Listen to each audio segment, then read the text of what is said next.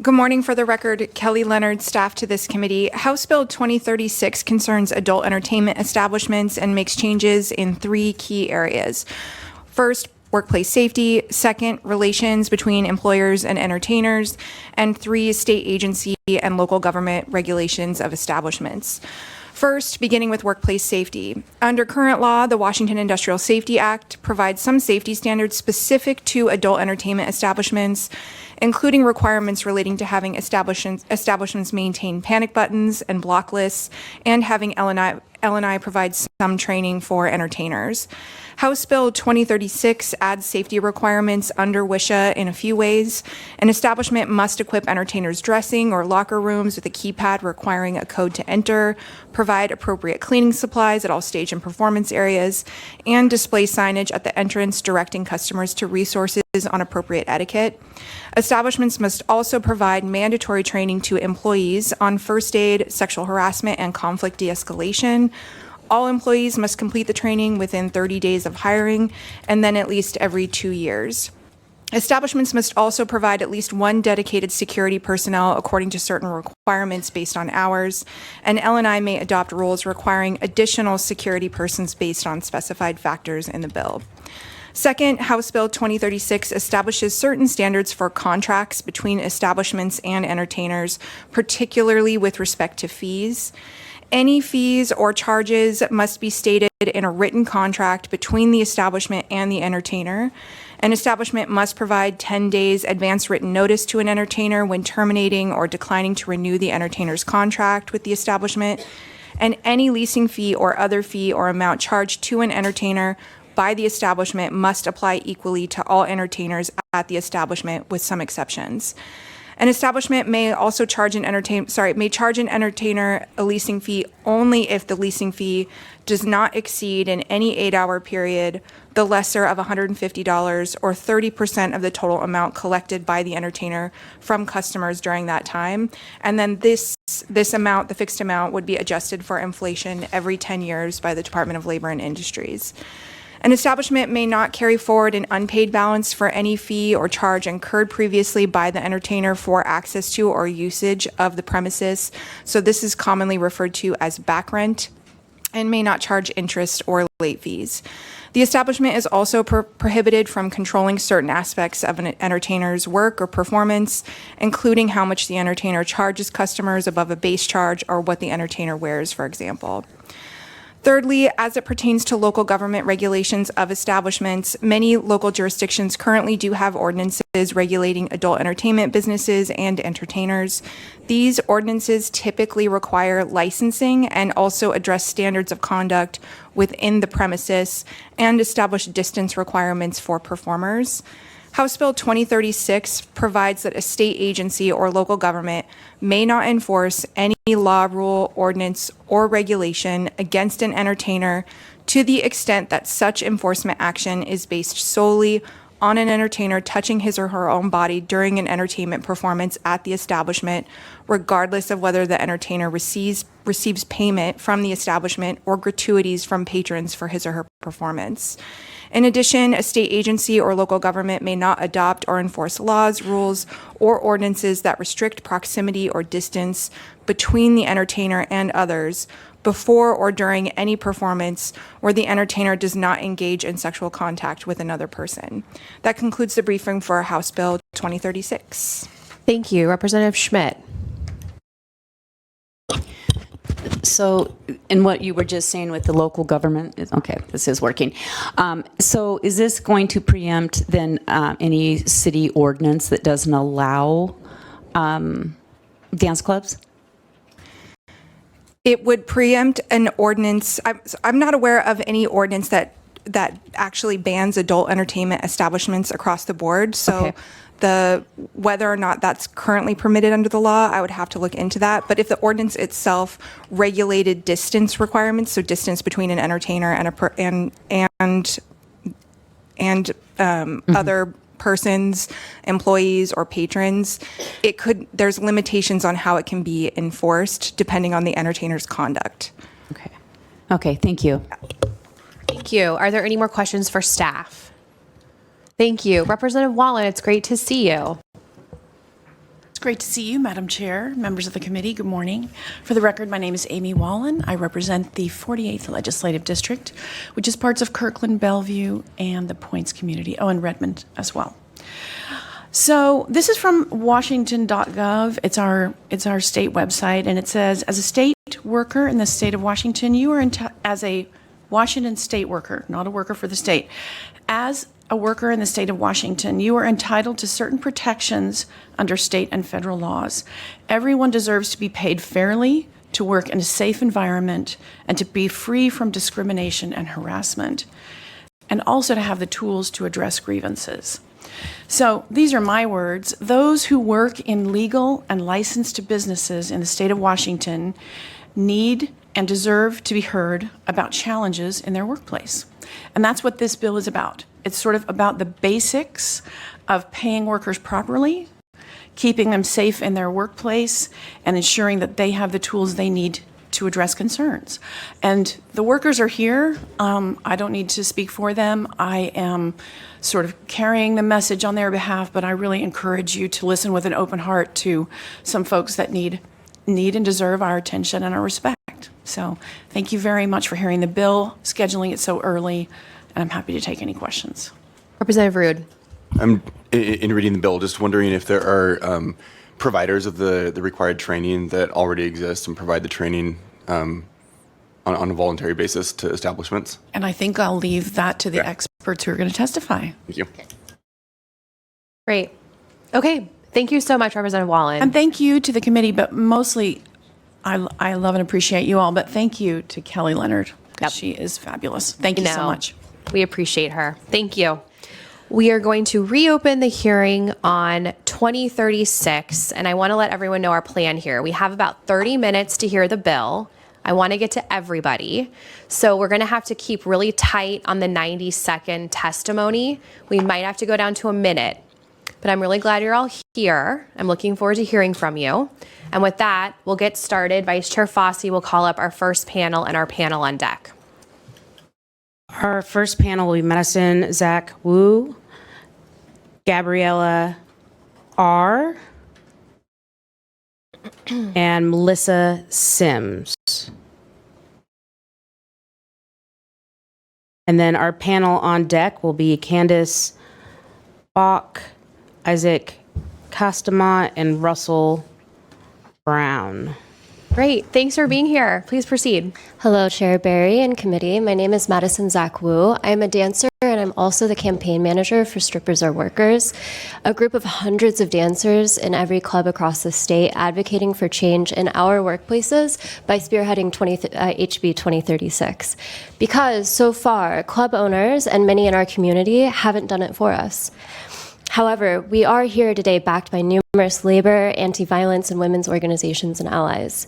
Dancers are a marginalized workforce, partly because we are sex workers, partly because we are minority demographics deemed unworthy of fundamental rights.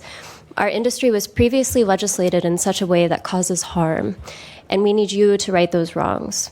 Today's policy is developed from 6 years of grassroots organizing and structured on the L&I report created by our 2019 bill.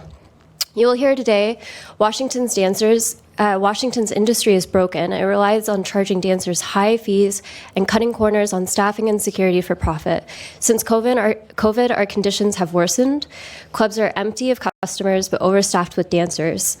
Our fees have only gotten higher. Being denied rights and financial stability in our work makes us more vulnerable to coercion and trafficking. Dancers in clubs will either be granted a pathway to sustainable work environments, or dancers will continue to be harmed, either in unregulated clubs or surviving outside of them. We are the dancers working and organizing in these clubs, knowing what needs to change, and we're asking that you stand with us and make our workplaces safer. Thank you. Thank you. Please proceed. Hello. I'm Gabriella Reeve. I'm a lifetime Washington resident, mother of 3, and currently working as a therapist and social worker. I started dancing in 2014.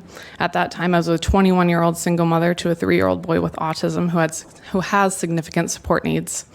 As a dancer in Seattle, it cost me $120 to work a shift. When I would call out sick, I was still charged $120. On the days I only made $50, I would hope that the employee checking me out liked me. Then maybe I would get to take home $25 and still owe the club. If not, I would take home nothing and still owe the club. I would cry on days like that, especially after paying my babysitter. This isn't to say that this career doesn't have its benefits. I could choose my schedule, I could make decent amounts of money in a short amount of time, and I genuinely enjoyed the work. These things are imperative as a parent of someone with special needs. In 2023, I earned my master's in social work. I'll also have my master's in public administration this spring, and none of this would be possible were it not for my career as a dancer. When I would dance in Portland, I only paid $20 to work, and there was no scheduled shift where I could possibly owe money if I was unable to work. Other things that surprised me about Portland was the amount of customers, lack of pressure to sell dances, and the money I made on stage. Customers in Washington don't come to have a drink and tip a dancer on their stage. Dancers are paying to dance on stage and hope that we can sell a dance. If I were to dance again, I would not dance in Washington with the current state of the industry. I would go to Oregon. HB 2036 will cap these fees and help Washington begin to function more like Portland. Please vote to pass this bill and support Washington workers. Thank you. Please proceed. My name is Melissa Sims, and I am a board member for the anti-trafficking organization, the Cupcake Girls. I'm testifying on how HB 2036 will increase the safety for dancers, decrease exploitation, and ultimately create a safer environment so that human trafficking can be easily identified, reported, and reduced.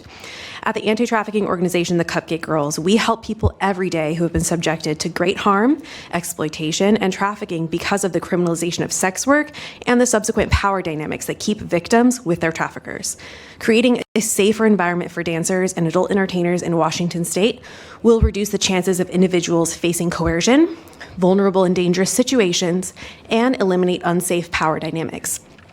As a volunteer and board member with the anti-trafficking organization, the Cupcake Girls, I am here testifying for the consideration of passing HB 2036 so that adult entertainers and dancers will have a safer work environment, basic labor protections that we all deserve, greater autonomy, lowering the risks of exploitation and predatory behaviors, as well as lowering the risk of human trafficking. I believe HB 2036 will help modernize the Washington state industry, revolutionize protection and rights for an underrepresented and marginalized group of workers, and ultimately make the work environment safer for all, which reduces human trafficking. Thank you for taking the time today to consider this testimony on this measure, and I appreciate your willingness to hear from voices with lived experience and those working with folks daily. Thank you very much. Thank you. Are there any questions for our panel? Nope. Thank you for being here. Appreciate that. Representative Fossey to call up our next and on deck. Candace Bach, Association of Washington Cities, Isaac Castema, Expressive Rights Alliance, and Russell Brown from Washington Associated Prosecuting Attorneys. And then our panel on deck will be Deanna N., Lexi B., and Rosemary T., all from Strippers Are Workers. Great. Please proceed. Thank you very much, Chair, members of the committee. Candace Bach, representing the Association of Washington Cities, here signed in other on this bill before you. We certainly are supportive of efforts to improve safety for the entertainers, but here opposed to the section of the bill that includes local preemption. That's a really important tool, and the idea that you would remove the state or local ability to have regulations that put distance or proximity restrictions between the entertainers and the patrons, we think actually undermines safety. And that's the goal, is to have a situation where those local regulations can help protect the entertainers, prevent unwanted or unwelcome or illegal contact from the patrons, and also prevent club owners from, again, pressuring perhaps the entertainers to accept that unwelcome or unwanted contact. So those local regulations are really about safety, and we would like to see that local preemption removed from the bill, as well as the state preemption there. Thank you. Thank you. Please proceed. Chair Barry, members of the committee, my name is Russell Brown. I'm the Executive Director for the Washington Association of Prosecuting Attorneys, here also testifying with some concerns. Again, I want to be clear, we support trying to protect, and we think that there's much in this bill that should be favored. But I want to highlight just a couple of things. In Section 2, 2A, subsection 2, we think this should also include language about identifying and preventing human trafficking, so that the training should include those provisions, as well as identifying and preventing violations of prostitutions. In Section 2, subsection 5A, we would ask that you also add provisions requiring reporting accusations of human trafficking, promoting prostitution, as well as include the video surveillance in the retention of those records. Section 2, subsection 12 has some language that is an existing statute. As you look at this, we would encourage you to remove particular provisions in subsection 12A sub 2 because it allows the definition for adult dancers or adult entertainers to contravene prostitution or patronizing prostitution criminal laws. It basically allows things that we criminalize in other parts of the statute. I would echo Ms. Bach's comments on sections 4, 1, and 2. We believe those are also both problematic. And we would last highlight this suggests that individuals age 18 and older can work, but also that alcohol may be available. We think that is that should not be permissible. That alcohol in its entirety, we would encourage you to exclude. But if you choose to allow it, someone 18 to 20 should not be allowed to work in that condition. Thank you. Thank you. Please proceed. Good morning. Isaac Castema on behalf of the Expressive Rights Alliance. We were a group of club owners that came together following the L&I committee process to continue a conversation about implementing those reforms. It has been a privilege to work with entertainers to look in ways we can make progress in this industry, and I really appreciate their testimony, and we take it very seriously.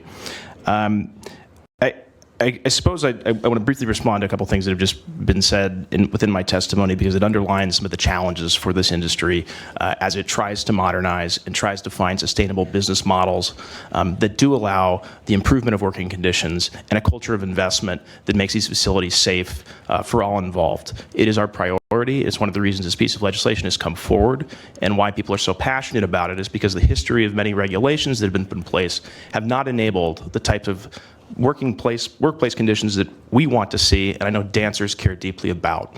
That is something we're very passionate about, and I think we're an area of alignment with entertainers. I want to say that we agree with many of the concepts in this bill. We are challenged. We are challenged by some lack of clarity around specific rulemaking as we try to make decisions about how do we, improve this industry. Understanding where rules will go and what they will look like is critically important. And that's an area that we are hoping to have greater definition and discussion. When you consider all you hear today, what I hope you can take away is that this is an industry that is trying to make serious changes. We need your help within our capacity and innovation, within our capacity to innovate to do that well. And it is going to take I think a serious reevaluation of some laws because the culture that we're in is reflective of the laws that have been put in place. Thanks so much. Thank you. Are there any questions for our panel? Seeing none, thank you for your testimony. Vice Chair Fossey. Next up, we have Deanna N., Lexi B., and Rosemary T., all from Strippers Are Workers. And then on deck, we have Robin Miller from Sex Trade Survivor Caucus and Jerry Muma, Innovations Human Trafficking Collaborative. Hi there. When you're ready, please proceed. You have 90 seconds.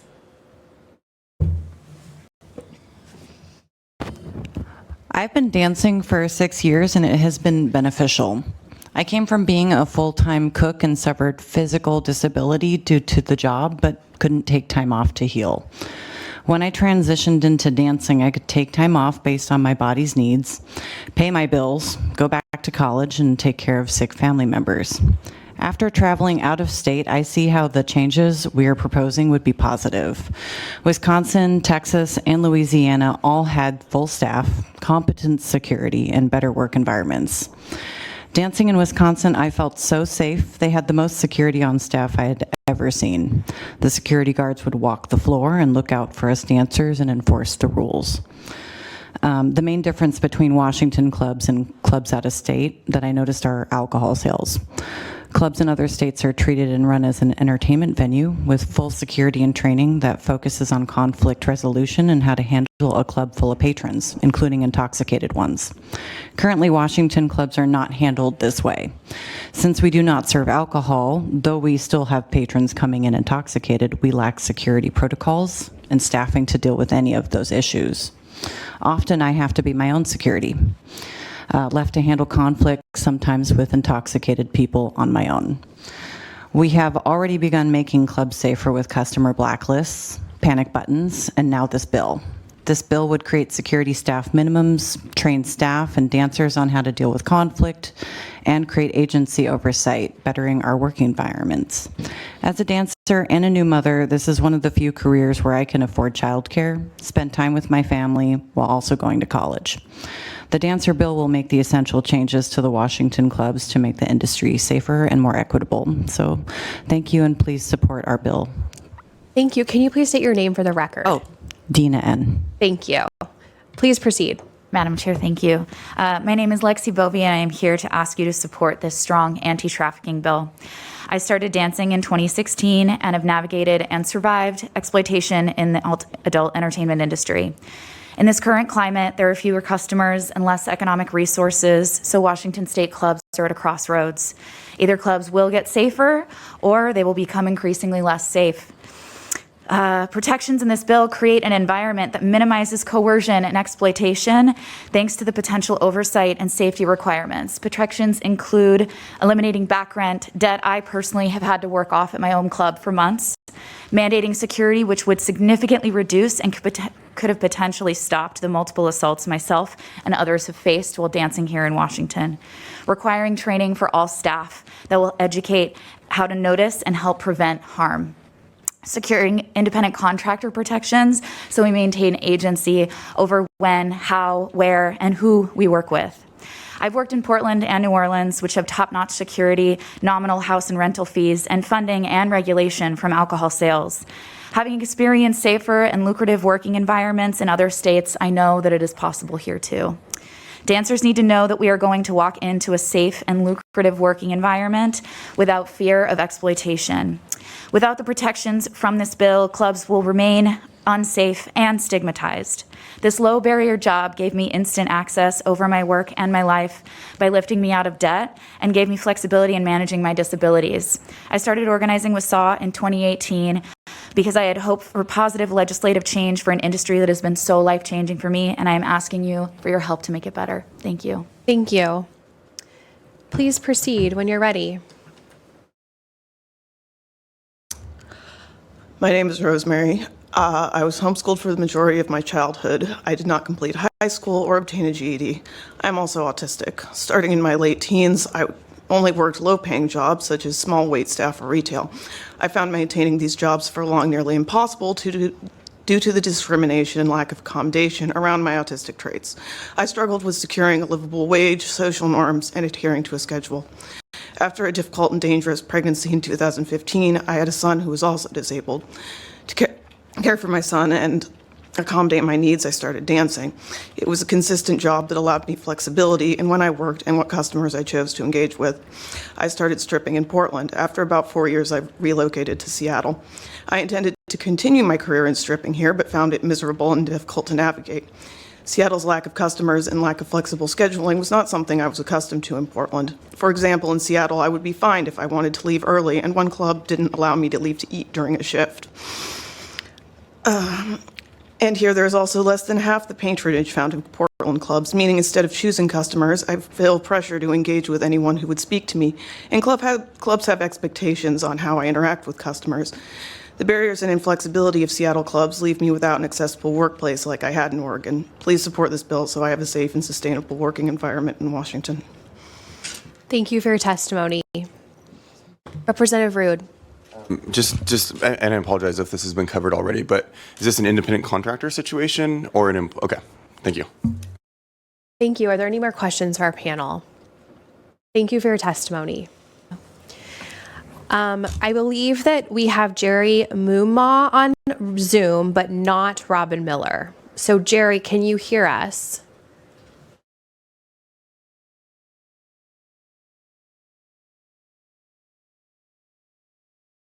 Jerry Muma, can you hear us?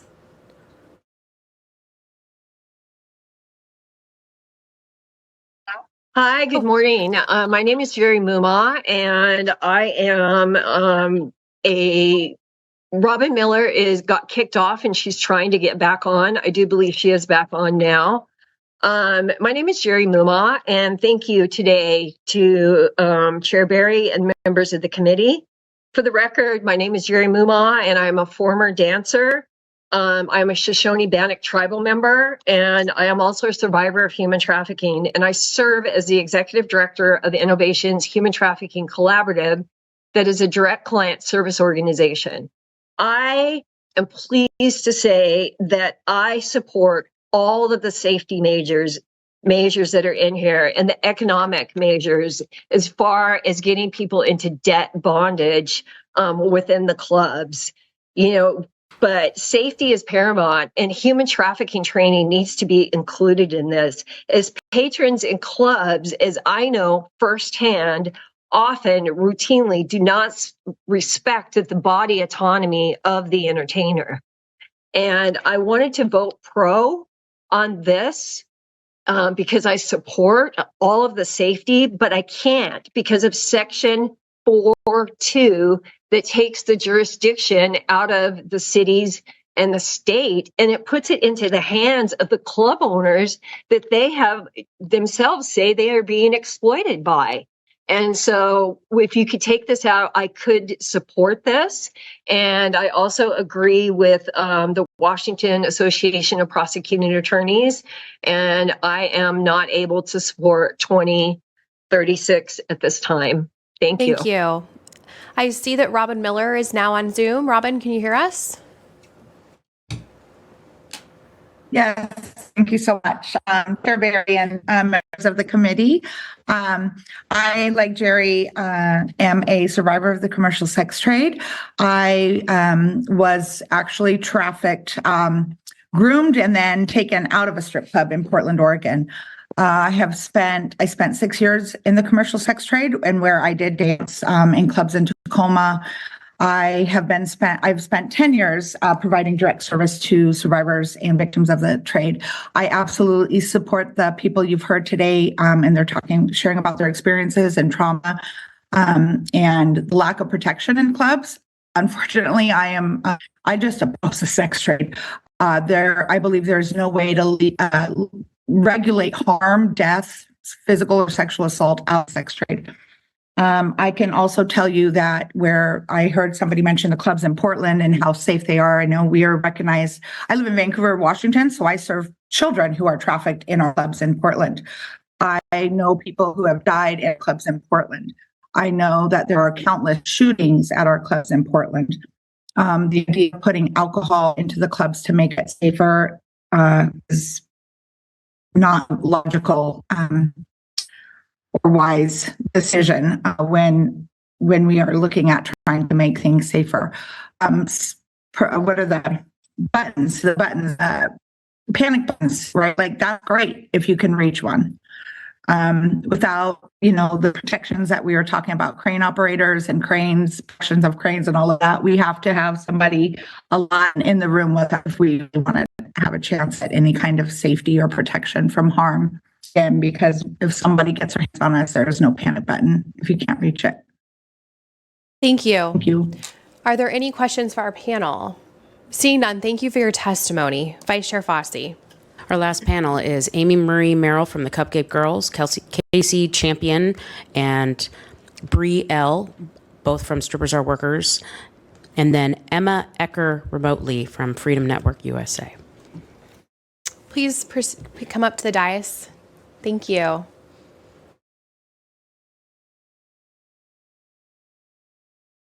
Thanks for being here. Please proceed when you're ready.